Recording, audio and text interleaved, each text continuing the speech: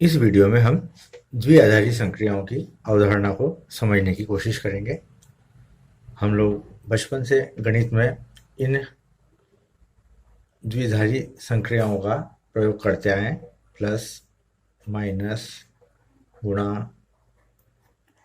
भाग, और इनका हमने उपयोग किया है प्राकृत संख्याओं के समुच्चय में, यानी n इज इक्वल टू 1 2 3 4। और हमने देखा है कि मान लीजिए कि प्लस का हम उपयोग कर रहे हैं। मान लीजिए कि 2 और 3, तो हम जानते हैं अगर इस बाइनरी ऑपरेशन का उपयोग करते हैं तो इसका मान हमें 5 प्राप्त होता है। 5 माइनस 7 किया तो -2 प्राप्त होता है। 3 गुणित 4 किया तो 12 प्राप्त होता है। और 3 भागित 6 किया हो तो 1/2 हमें प्राप्त होता है। अब हम यदि देखें तो यदि प्राकृत संख्याओं के समुच्चय में ही देखें तो 2 धन 3 बराबर 5 इसी समुच्चय का हिस्सा है, या हम ये कह सकते हैं कि ये 2 और 3 मिलकर के 5 की ओर जा रहे हैं। यानी अगर हम इसको फलन की भाषा में देखें तो एक फलन काम कर रहा है जो इस ऑर्डर्ड पेयर 2 3 को 5 पर ले जा रहा है। इसी तरह से यहाँ पर दूसरा फलन काम कर रहा है, माइनस के लिए देखें तो, जो 5 और 7 को -2 पर ले जा रहा है। या गुणा के लिए देखें तो 3 और 4 को 12 की ओर ले जा रहा है। या भाग के लिए देखें तो 3 और 6 इस ऑर्डर्ड पेयर को 1/2 की ओर ले जा रहा है, या 3/6 की ओर ले जा रहा है। तो इस तरह से हम देख रहे हैं कि ये जो द्विआधारी संक्रियाएं हैं, जो जिनके लिए कम से कम 2 संख्याओं की आवश्यकता होती है, उसी के आधार पर ये हमें परिणाम प्राप्त होता है, इसलिए इसको हम कहते हैं द्विआधारी संक्रियाएं। और हम ये देख रहे हैं कि ये एक फलन की तरह है, तो यदि हम इसको फलन के रूप में परिभाषित करें तो हम इसको ऐसा लिख सकते हैं कि ये इन जनरल स्टार, जिसको हम एक द्विआधारी संक्रिया के रूप में व्यक्त कर रहे हैं, वो A क्रॉस A से A में एक फलन है। और किस प्रकार फलन है कि A B की इमेज अपने को A स्टार भी मिलती है, जहां A B संबंधित होता है A स्टार B से, और A स्टार B भी A का अवयव है। फॉर ऑल ए बी जो ए के अवयव है। या और दूसरे ढंग से यदि हम इसको परिभाषित करने की कोशिश करें तो द्विआधारी संक्रिया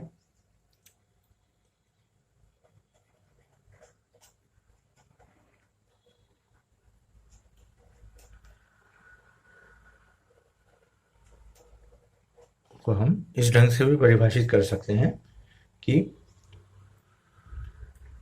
सारे ए बी के लिए जो ए के अवयव हैं, यदि ए स्टार बी भी ए का अवयव हो, तब हम इस स्टार को द्विआधारी संक्रिया कहेंगे।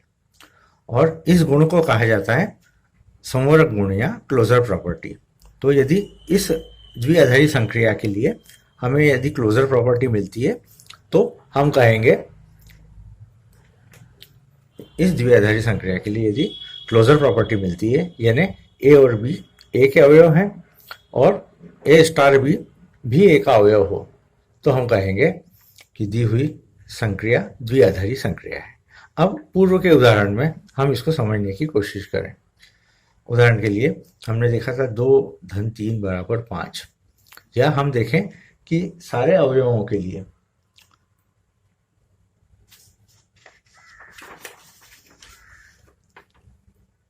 सेट ऑफ n 1 2 3, इसके लिए हम प्लस को लेकर के द्विआधारी संक्रिया की गणना करें तो हम देख रहे हैं कि जितने भी ए बी हैं, ए प्लस बी हमेशा एन का अवयव होगा, सारे ए और बी एन के अवयवों के लिए। इसका अर्थ ये हुआ कि यदि ए और बी कोई से भी एलिमेंट लें हम इस समुच्चय में से, तो ए प्लस बी करेंगे तो वो इसी समुच्चय एन में ही प्राप्त होगा। इसका अर्थ ये हुआ कि ये वाली जो प्लस है, प्लस वाली जो द्विआधारी संक्रिया है, वो इस एन में परिभाषित है। अब माइनस वाली देखें यदि, तो हम देखेंगे कि ए बी यदि एन के अवयव हैं, है ना, माना कि जैसे 2 और 3 एन के अवयव हैं, परंतु 2 माइनस 3 यानी -1 ये एन का अवयव नहीं है।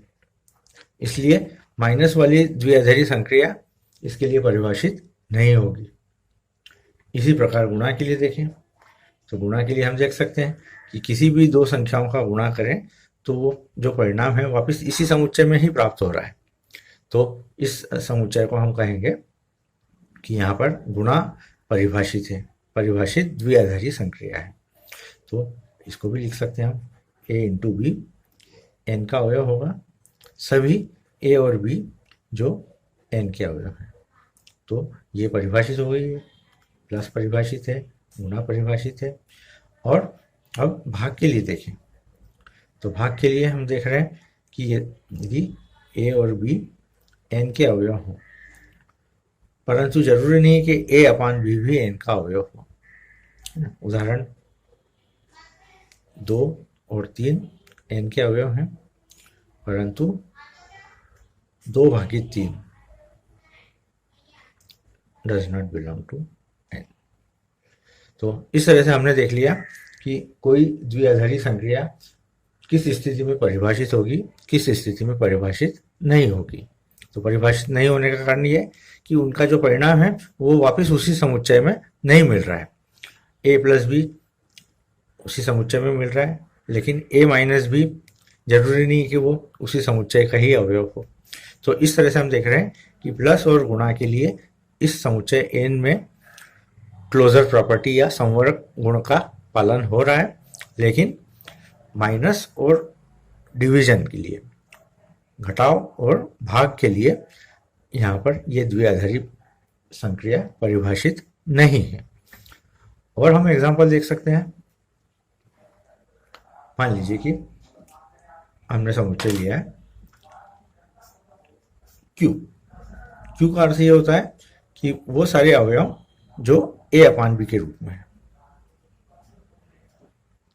और A और B इंटीजर्स हैं और B नॉन जीरो है। अब हम देखें कि प्लस के लिए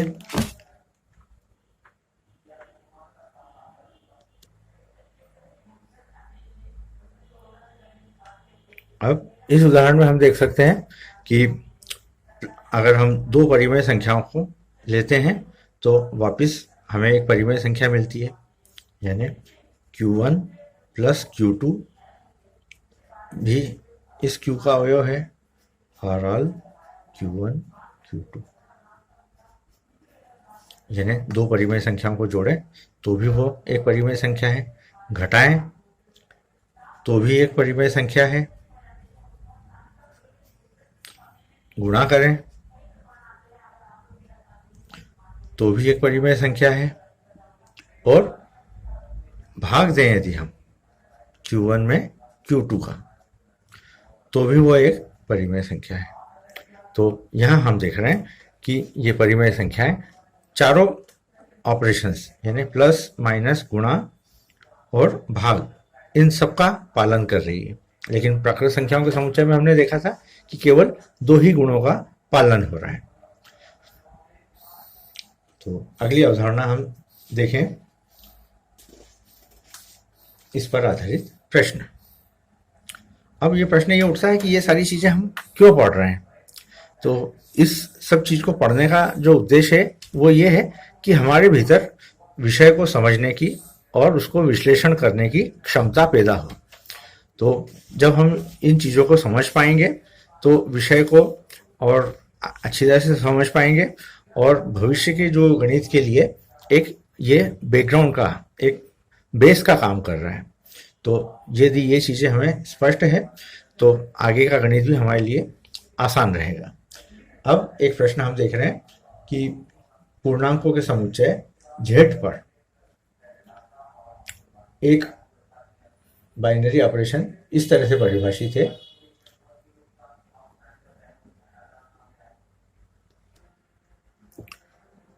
हमारे पास प्रश्न इस रूप में है कि पूर्णांकों के समुच्चय z में एक द्विआधारी संक्रिया स्टार इस प्रकार से परिभाषित है कि a स्टार b का अर्थ यह हुआ 2a प्लस b माइनस 3। तो हमें 3 स्टार 4 का मान ज्ञात करना है। अब इस तरह के प्रश्न ऑब्जेक्टिव में पूछे जा सकते हैं, और इसमें हमें यह करना है कि a के स्थान पर हमें 3 रखना है और b के स्थान पर 4 रखना है। तो रखें हम 2 गुणित a के स्थान पर 3 रखा है, प्लस b के स्थान पर 4 रखा है, माइनस 3, और इसको हम हल कर लेंगे। तो 6 प्लस 4 माइनस 3, तो ये 7, ये हमारा उत्तर आ गया है।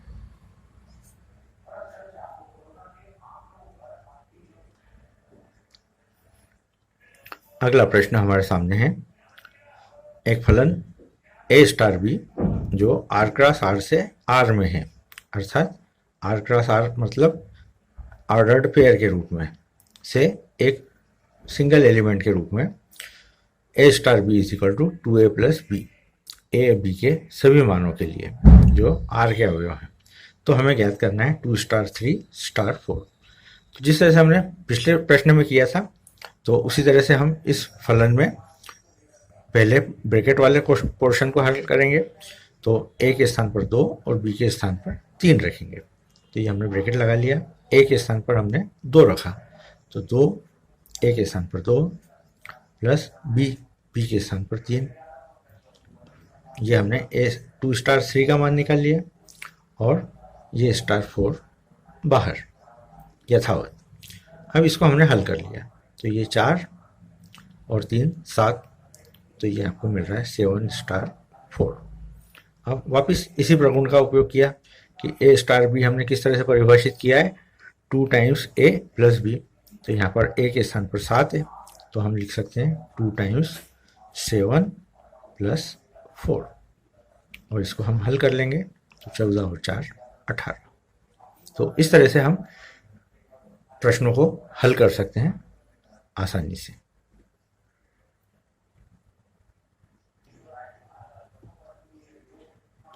अब हम द्विआधारी संक्रियाओं के कुछ गुणों की बात करते हैं। तो सबसे पहला गुण है क्रम विनिमय।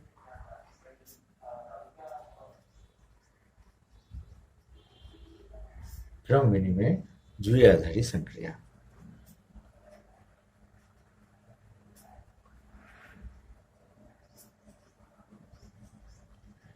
एक द्विआधारी संक्रिया जिसको हम स्टार से व्यक्त करते हैं, इसको हम क्रम विनिमय तब कहेंगे किसी समुच्चय A में यदि A स्टार B बराबर हो B स्टार A के। लेफ्ट हैंड साइड का मान और राइट हैंड साइड का मान हर वैल्यूज के लिए बराबर हो, हर वो मान के लिए बराबर हो जो A और B के अवयव हैं, तब हम इस स्टार को इस समुच्चय A में क्रम विनिमय कहेंगे। उदाहरण, प्लस प्राकृत संख्याओं का समुच्चय n, हम जानते हैं कि 3 में 4 जोड़ें या 4 में 3 जोड़ें, दोनों स्थितियों में परिणाम एक तरीका मिलता है।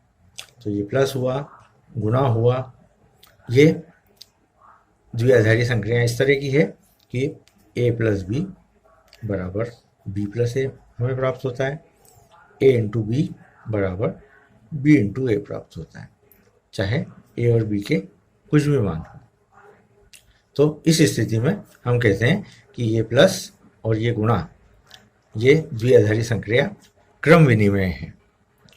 अगली परिभाषा हम देखें। अच्छा, लेकिन इसी में यदि हम माइनस देखें तो अगर a माइनस बी और b माइनस ए, तो हम देख सकते हैं कि a minus b b minus a के बराबर नहीं होता है। इसलिए जो माइनस वाली द्विआधारी संक्रिया है वो क्रम विनिमय नहीं है। इसी प्रकार भाग वाली 2 में 3 का भाग दें और 3 में 2 का भाग दें, दोनों परिणाम हमें अलग अलग प्राप्त होते हैं। तो इस तरह से हम देख सकते हैं कि प्लस और गुणा तो क्रम विनिमय है, लेकिन घटाव और भाग क्रम विनिमय नहीं है। अगला गुण है द्विआधारी संक्रियाओं का, वो कहलाता है साहचर्य।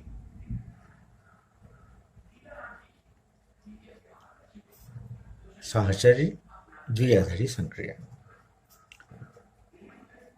इसको बोलते हैं एसोसिएटिव। तो एक द्विआधारी संक्रिया को हम साहचर्य कब कहेंगे? यदि a स्टार b का मान ज्ञात करें और उसके साथ में c के साथ में ज्ञात करें, यानी a और b का मान पहले ज्ञात कर लें और फिर c के साथ में उसका मान ज्ञात करें। तो वो यदि इस प्रकार हो कि यदि हम b और c को पहले ज्ञात कर लेते और फिर a के साथ में उसका मान ज्ञात करते, और यदि ये गुण सभी a और b c के मानों के लिए लागू होता हो, तो हम कहेंगे ये जो स्टार द्विआधारी संक्रिया है ये इस समुच्चय A में साहचर्य गुण का पालन करती है। अब हम उदाहरण देख सकते हैं, जैसे कि प्लस का समुच्चय n के लिए, तो a प्लस b और उसमें c जोड़ें, या a plus b plus c, दोनों मान एक ही प्राप्त होते हैं, दोनों बराबर होते हैं। इसी प्रकार से a गुणित b पहले करें और फिर बाद में c का गुणा करें, या पहले b और c का गुणा कर लें और उसमें a का गुणा करें, तो दोनों स्थितियों में ये परिणाम प्राप्त होते हैं। इसलिए इस प्लस वाली संक्रिया को, धनात्मक संक्रिया को समुच्चय n में हम कहते हैं कि ये साहचर्य है। इसी तरह से ये वास्तविक संख्याओं के समुच्चय में भी लागू होता है। तो ये एडिशन, मल्टीप्लिकेशन, ये साहचर्य गुणों को भी पालन करते हैं। इसके बाद अगली अवधारणा है तत्समक अवयव की।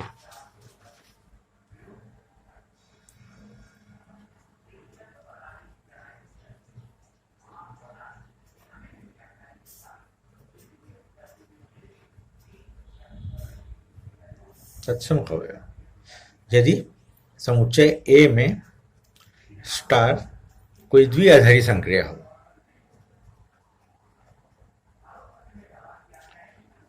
और एक ऐसे E का अस्तित्व हो, कहां पर हो? इस समुच्चय A में हो, जो इस प्रकार हो कि A स्टार E या E स्टार A, दोनों स्थितियों में यदि हम मान ज्ञात करें तो वो A के ही बराबर आए, तो इस स्थिति में हम कहते हैं कि ये E तत्समक अवयव है। तो इस E को हम कहेंगे तत्समक अवयव, और अंग्रेजी में इसको कहते हैं आइडेंटिटी एलिमेंट। अब इसे उदाहरण हम देख सकते हैं। मान लीजिए कि हमने समुच्चय लिया प्राकृत संख्याओं का और हमने ढूंढने की कोशिश की कि किसी संख्या में ऐसी कौन सी संख्या जोड़ें कि वो संख्या हमें वैसी ही प्राप्त हो। तो हम यहाँ पे क्या देख रहे हैं कि वो संख्या क्या होगी, ई 0 होगी। लेकिन 0 प्राकृत संख्याओं के समुच्चय में नहीं है। इसका अर्थ ये हुआ कि प्राकृत संख्याओं के समुच्चय में तत्समक अवयव नहीं है। संख्याओं के समुच्चय में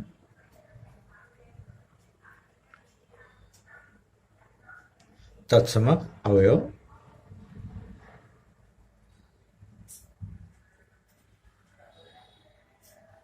किसके लिए, योग के लिए, इस संक्रिया के लिए, योग के लिए, क्योंकि तत्समक अवयव संक्रिया के ऊपर निर्भर करता है। तो योग की संक्रिया के लिए प्राकृत संख्याओं के समुच्चय में तत्समक अवयव नहीं है। अब यदि हम ऐसा देखें कि x इंटू 1 बराबर x, तो हम देख रहे हैं कि इस तरह का एक 1 का अस्तित्व प्राकृत संख्याओं के समुच्चय में है, जो उस संख्या में किसी भी संख्या में गुणा करने पर उस संख्या को अप्रभावित छोड़ देता है। तो इस 1 को हम कहेंगे गुणात्मक तत्समक अवयव। तो 1 गुणात्मक तत्समक अवयव। और योग के लिए जो तत्समक अवयव होगा वो क्या होगा, 0। उसको हम लिखेंगे योगात्मक तत्समक अवयव। तो ये हमारे परिचित तत्समक अवयव हैं जिनका कि हम उपयोग करते आए हैं गुणा के लिए और योग के लिए। अब अगली अवधारणा है प्रतिलोम अवयव।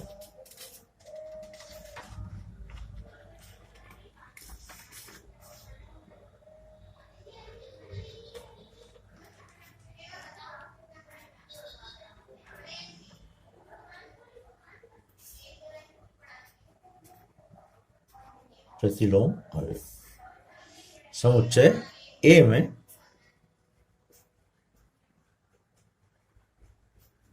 द्विआधारी संक्रिया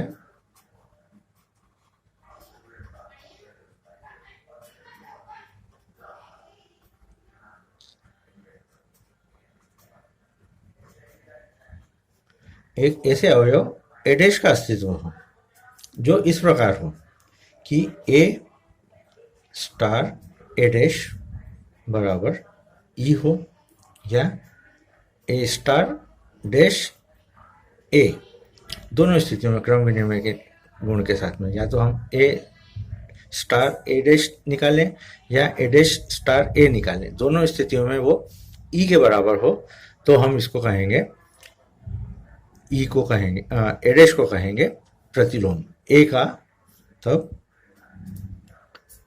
ए डैश ए का प्रतिलोम कहलाता है, प्रतिलोम अवयव। अब उदाहरण देख सकते हैं हम। मान लीजिए कि हमने समुच्चय लिया R, वास्तविक संख्याओं का समुच्चय, और प्लस के लिए देखें हम यदि, तो x में एक ऐसे संख्या y का जोड़ने पर हमें 0 मिलता, क्योंकि योग के लिए तत्समक अवयव 0 है, तो हम इसको कहेंगे y को प्रतिलोम। तब y बराबर -x, x का प्रतिलोम होगा। यानी x में यदि हम -x जोड़ते हैं तो हमें 0 प्राप्त होता है, या -x में x जोड़ते हैं तो 0 प्राप्त होता है। तो इस -x को हम x का प्रतिलोम कहेंगे। और कौन सा प्रतिलोम? योगात्मक, योगात्मक प्रतिलोम।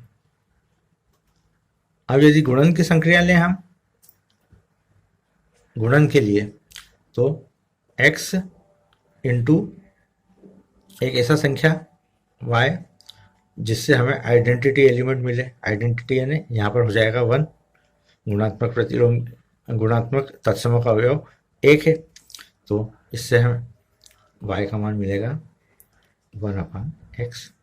यानी हम क्या देख रहे हैं कि x में हम 1/x का गुणा करें तो हमें 1 मिलता है, या 1/x में x का गुणा करें तो हमें 1 मिलता है। तो 1/x को कहेंगे हम x का गुणात्मक प्रतिलोम।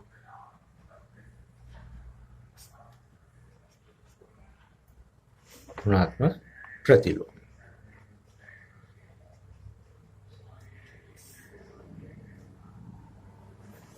तो आप लोगों को मालूम पड़ गया कि योगात्मक प्रतिलोम -x होता है, गुणात्मक प्रतिलोम 1/x होता है, और प्रतिलोम अवयव का अर्थ ये हुआ कि A*A' बराबर E। तो इन अवधारणा के आधार पर हम जब सवाल करके देखेंगे तो आप लोगों को बहुत आसानी से समझ में आ जाएगा। तो अब कुछ हम अंकित प्रश्न देखते हैं इस पर आधारित। तो एक है इसमें संयोजन सारणी बनाना। तो एक टेबल बनाना है हमको और दिए हुए कंडीशन के आधार पर, है ना। तो प्रश्न हमारा हो जाएगा संयोजन सारणी बनाइए, कंपोजिशन टेबल, संयोजन सारणी बनाइए और समुच्चय है A बराबर 1 2 3, और जो बाइनरी ऑपरेशन दिया है उसको V से व्यक्त किया है, वो इस तरह से है कि एक रास A से A में है, और इस प्रकार से परिभाषित है कि जो ऑर्डर्ड पेयर है उसमें हमें क्या लेना है, A और B का जो अधिकतम मान है, maximum of A and B। अब इसको हम करके देखते हैं। समुच्चय आपको दिया हुआ है 1 2 3। तो हम सबसे पहले टेबल बनाएंगे। टेबल बनाने का जो ढंग होगा वो इस तरह से, यहाँ पे तो हमने V लिख लिया। अब हमारे जो अवयव हैं उनको हम हॉरिजॉन्टली लिखेंगे और वर्टिकली लिखेंगे। तो ये 1 2 3। इसी प्रकार यहाँ लिखा 1 2 और 3। अब हमें जो करना है वो ये करना है कि इस दिए हुए कंडीशन के आधार पर हम हर पेयर का मान निकालेंगे। तो देखिए हम इसको, पहले हमने 1 1 लिया, तो 1 1 का इमेज V11 यानी 1 1 का जो अधिकतम मान होगा वो 1 होगा। तो ये 1 और ये 1, इसके लिए यहाँ पे हम भरेंगे 1। फिर V12 यानी ये 1 और ये 2, इसका 1 और 2 का जो अधिकतम मान है वो 2 है, तो यहाँ पे 2 भरा। इसी तरह से 1 और 3, 1 और 3 का जो अधिकतम मान है, 1 और 3 का अधिकतम मान 3 है, तो यहाँ 3 आ जाएगा। इसी तरह से 2 1, 2 और 1 का अधिकतम मान 2 है, तो 2 और 1 का अधिकतम मान 2। 2 2 यानी 2 और 2 का अधिकतम मान 2 है, तो यहाँ पे 2 और 2 का अधिकतम मान 2 हो गया। ठीक इसी ढंग से हम डायरेक्ट कर सकते हैं कि 2 का 3 के साथ में अधिकतम मान 3 होगा, फिर 3 का 1 के साथ अधिकतम मान 3 होगा, 3 का 2 के साथ अधिकतम मान 3 होगा, और 3 का 3 के साथ अधिकतम मान 3 होगा। तो इस तरह से हमने ये कंपोजिशन सारणी बना ली। अब इसके आधार पर हम कई गुण देख सकते हैं कि मान लीजिए कि आपसे कहा जाए कि क्या यह क्रम विनिमय नियम का पालन होता है यहाँ पर, तो 1 2 और 2 1 क्या समान है, तो आप देख सकते हैं 1 2 का मान 2 है और 2 1 इसका मान भी 2 है। फिर 2 3 इसका मान 3 है और 3 2 इसका मान भी 3 है। तो इस तरह से हम देख रहे हैं यहाँ पे कि क्रम विनिमय नियम का भी पालन होता है। अगला प्रश्न है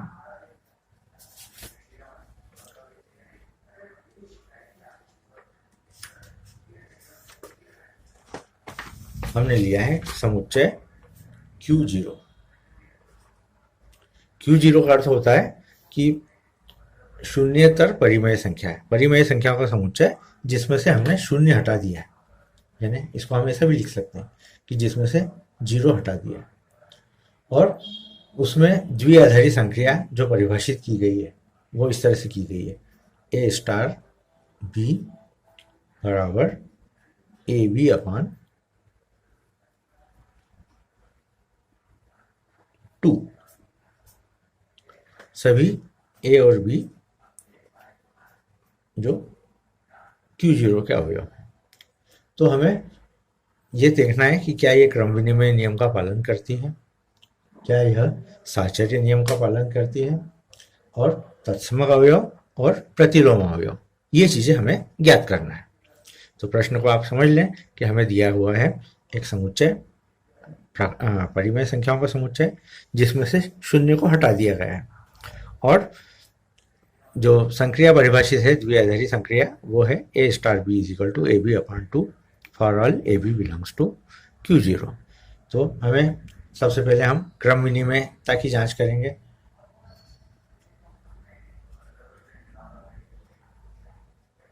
है या नहीं है, तो क्रम विनिमयता की जांच करने के लिए हमने लिया ए स्टार बी। ए स्टार बी का मान हमें दिया हुआ है ए बी अपान 2, और इसको हम लिख सकते हैं बी अपान 2 भी लिख सकते हैं क्योंकि ए बी बी ए के बराबर होता है, और इसको हम ऐसा भी लिख सकते हैं बी स्टार ए।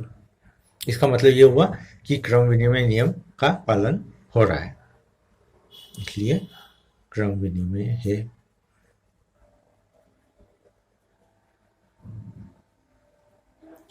फिर साहचर्य,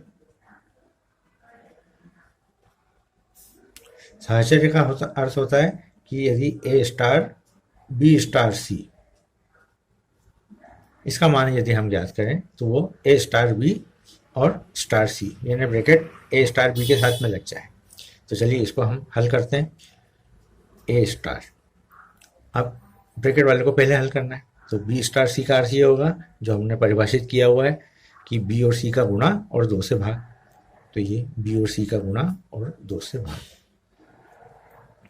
अगली स्टेप में ए स्टार, इसको पूरे को एक एलिमेंट मानते हुए हम इसका मान निकालेंगे, तो ये मिलेगा आपको ए इंटू बी सी अपान 2 और अपान 2, इसको ऐसा लिख सकते हैं।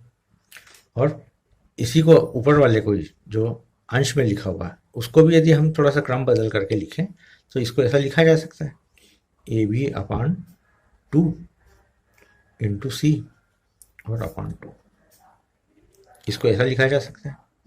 और इसको लिखा जा सकता है, इसको पूरे को एक मानते हुए ए स्टार ए बी अपान 2 को हम लिख सकते हैं ए स्टार बी, ये लिखा हुआ है ए बी अपान 2 को ए स्टार बी परिभाषा से, तो इसको तो हमने लिख दिया है। और स्टार सी अपान 2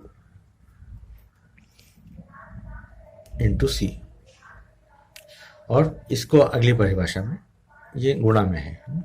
अब इसको वापस इसी की परिभाषा में यदि हम बदलें तो इसको पूरे को एक एलिमेंट मानते हुए ये हो जाएगा ए स्टार सी और स्टार सी,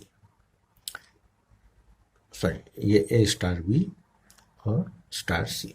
तो हम देख रहे हैं कि साहचर्य नियम का पालन हो रहा है यहाँ पे, ये इसके बराबर है, इसलिए दिया हुआ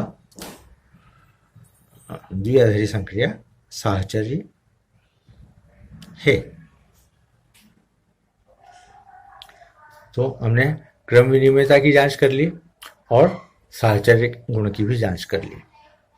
अब अगला जो है वो है तत्समक अवयव हमें ज्ञात करना है। तो माना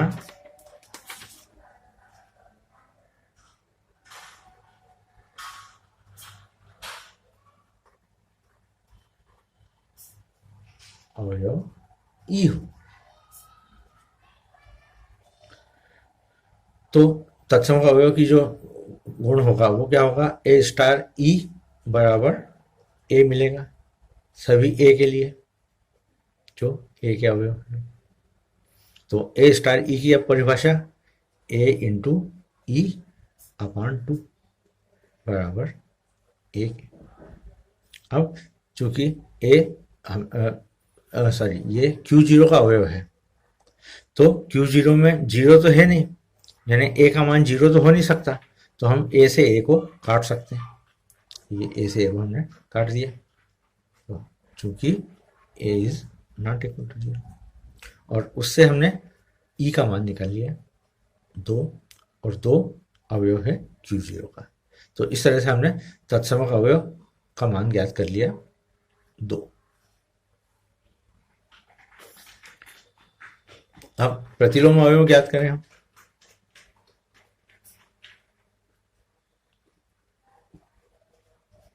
अब प्रतिलोम अवयव मान लीजिए ए डैश हो,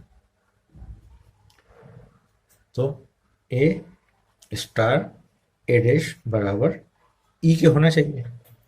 तो ए, अब ए स्टार ए डैश का मान हम निकालें तो इन दोनों का गुणा और 2 से भाग, ए इंटू ए डैश अपॉन 2, और ई का भी मान रख दिया हमने, ई का मान भी 2 है हमारे पास में, तो ये 2 रख दिया हमने।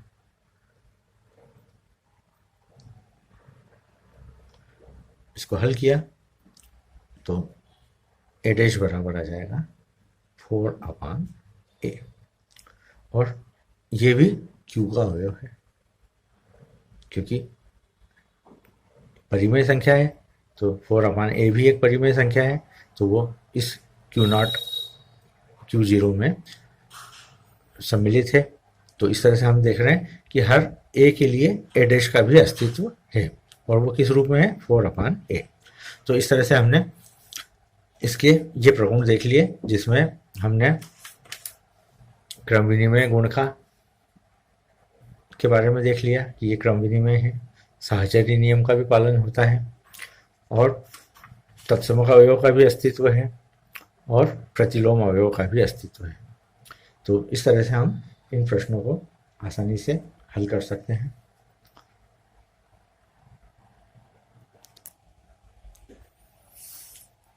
इसी ढंग से शेष प्रश्नों को हल किया जा सकता है। तो आज के इस वीडियो के लिए इतना ही। धन्यवाद।